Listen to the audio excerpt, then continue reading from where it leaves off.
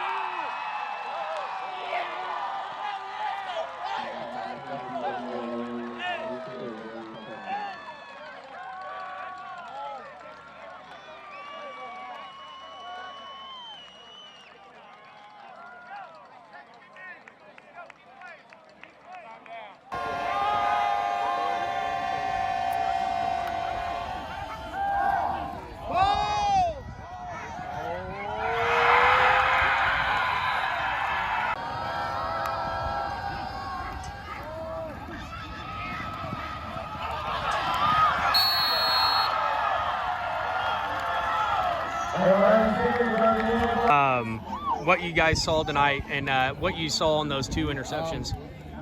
We were in one of our coverages and I saw that quick arrow and I knew to jump it and I just jumped it and I made a play. I mean, that's all I can say. You know, at that time you guys were leading. You just scored that touchdown. You were leading 7-6, and you guys set up your offense with the short field, and you scored 2 plays later. How big is that to contribute and lead, and get that momentum going for you guys? Yeah, it's a big swing for everybody, and offense, it's a big ego boost for them, and then it helps us out that they can just go and punch it in and give us that lead that we need. You played Raytown South last year as well. How have you seen them improve as a team over the last year?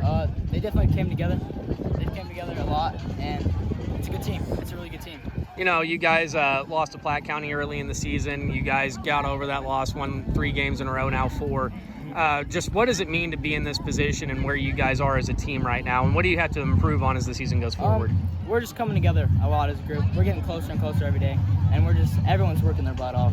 Everyone's working hard every day, and we're just improving day by day. And there at the end of the game, you score the game, to put the game out of reach essentially. But what is it like to score in a game like this? It's big. It's big, man.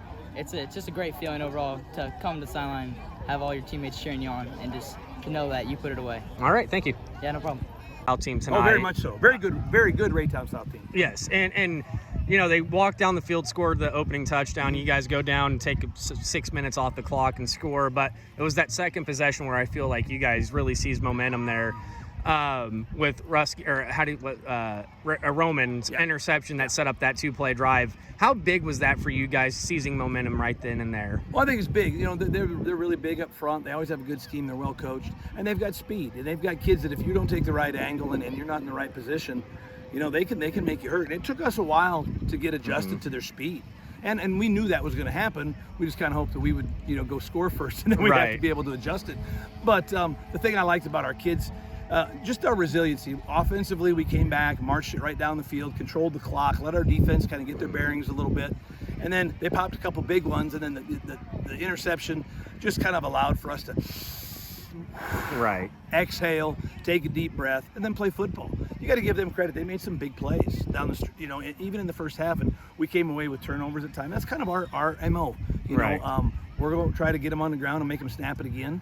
And in most of the time in high school football, if you keep getting them on the ground, eventually, there might be a penalty, or there might be a batted ball, or there might be an interception. You might get a turnover. And so, that's what we hope to get on defense. And then offensively, we want to do the exact opposite of that. We want to consistently move the ball down the field and control the clock. They are an improved team, and the way they do run the ball can prepare you, and the speed that you see will prepare you for playoffs and stuff like that. But as your team, you had that early season loss to Platte County. Where have you guys grown from that loss, and are you seeing that improvement, and what areas do you need to improve on for later in the season? Because I know you guys have 3 weeks left until the playoffs start. So what areas are you looking forward to teaching and obviously improving on by the end of the year? Well, I think number one is understanding our opponent better.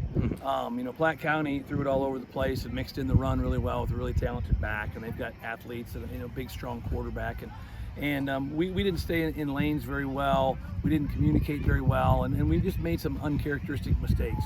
Part of it's our fault, part of it's obviously them doing good things. I think as we've come back, week in and week out, we're going to see teams that do things a little bit different. I think we believe that we're going to get everybody's best shot. At least I think we do, and I think we do it week in and week out because we have a lot of great coaches and a lot of talented teams.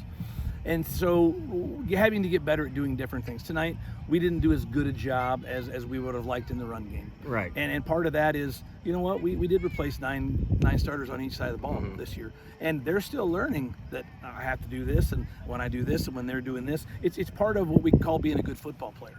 You know, if you're a really good football player, you may get beat once on a play. You may get beat twice on a play.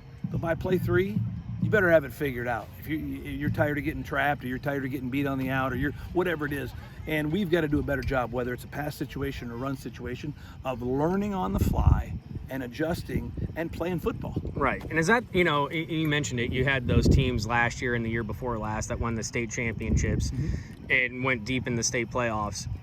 With the team like this that may have not experienced it and that starting, but seeing those kids work, how have they picked up that tradition from Smithville and seeing how those older kids that graduated, are they on par with those teams that you had then, or is each group unique and different? I think each group is unique and different. I think what those two groups had is we had 2 classes in a row that had 8 starters coming back, and then we're getting replaced with upperclassmen because we had a lot of depth at that time. 2 classes, 26, 27, and now we've got a senior class that's a little bit smaller, so we got a lot more younger guys in there.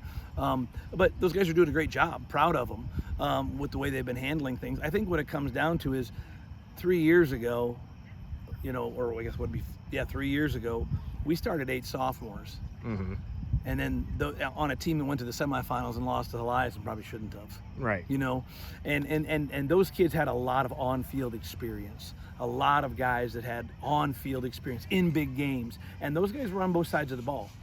And what you saw tonight was, I think we saw some flashes of that. I think we saw some guys that hadn't had to make plays before that did stand up and make them. And if you watched the Kearney game, we had guys that did the same thing. And even in the Platte County game, we had some guys that had done things they hadn't done before. And I think that's great. What we hope is that each week it's somebody new. Somebody new stepping up and getting into their role. And maybe someone takes one guy away and then somebody else's opportunity that night. Right. And so, it's this time of the year, it's about getting everybody healthy. It's about keeping everybody healthy, and it's about getting better. And I felt like we took a great step forward against a really good football team. And then you had Schaefer, your quarterback. He's stepped up. A great football player, made some really big time throws tonight to McKenzie. Just how has he developed? How has he gotten control of the offense? He looks like he makes the right reads on every throw, and knows where to go with the football. Is it just his football IQ, or just the way he's grown up with the game? I think it's a lot of factors. I think number one, and these kids, I've all watched them grow up together. These are kids moving in from somewhere else. These kids are playing 3rd and 4th and 5th grade. I've watched them grow up together, and he comes from a family that's a football family, and he's a kid that's been on the sidelines as a ball boy, and he's a kid that's grown up in the game and played, and he drew the short straw of being behind a 3-year starter. Right. Because he's a talented football player, and I think what he's doing is he's getting his opportunity and he's embracing that, and that's what we talk about with all of our kids. When your opportunity comes up, make sure you're ready. Right. And I think by the way he lives his life and the way he prepares and the things that he does, I honestly, he's got it with both hands, and I'm proud of him. And one thing I wanted to bring up, you had a kid, Roman, tonight, had a big game, had the 2 interceptions, had the rushing touchdown.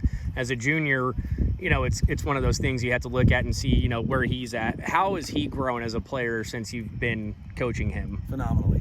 Both from a maturity level, from an understanding the game level. The thing that is absolutely awesome about him is he makes the Energizer Bunny look worthless. Because at practice every day, him and Matt, they're going at it, they're talking, they're having fun, they're competing. He wants to be on every special team, he wants to make every tackle. He wants to play football, he loves playing football, and he loves competing every single day. And when you have that kind of energy out of someone, it's fun to see it transfer out here on the field. And we've seen him make a lot of plays so far this year, and he made some big ones tonight. All right, thank you, Coach.